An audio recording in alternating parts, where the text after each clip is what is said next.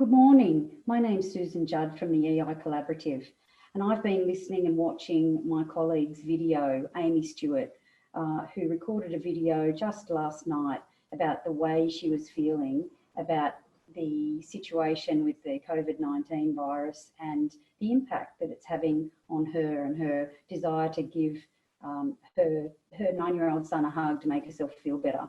And it got me thinking about the sorts of assumptions that we can make in uncertain times. And I really thought that I wanted to talk to you about assumptions and how they can impact our behaviour and our decisions.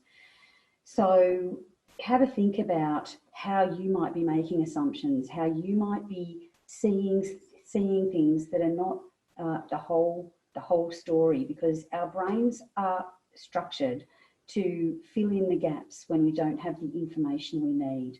And we are probably, many of us feel uncertain, and we feel like the government perhaps and our world leaders aren't giving and our scientists and doctors aren't giving us either the information A, that we want to hear, or B, that we need to hear to put our minds at rest. We're impacted as family, we're impacted this morning if we've got parents or loved ones in aged care facilities. We're impacted by concern for our kids at school and the new word social distancing. So what are some of the assumptions that you can reflect on and ask yourself, where might I have jumped to some conclusions? Where might I need to really look and see I need more information?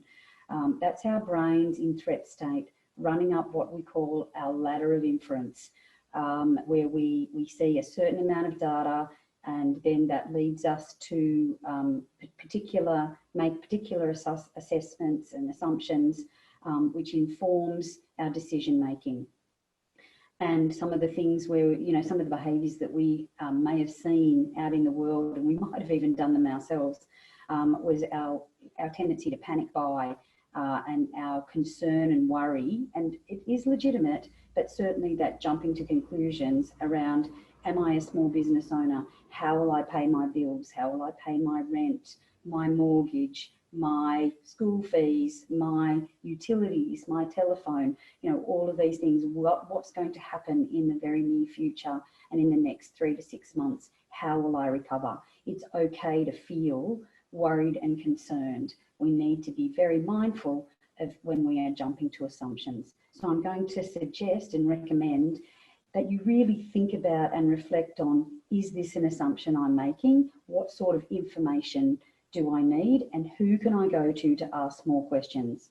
Don't be bombarded too much by what you hear on social media. Go to your state healthcare sites. In New South Wales, it's New South Wales Health.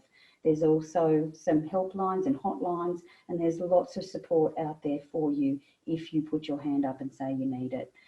So I encourage you to have a look at our website, where you can download free resources, videos, worksheets and articles to help you in these uncertain times to be more emotionally intelligent. So thank you for listening today, and I look forward to talking to you again soon. Bye for now.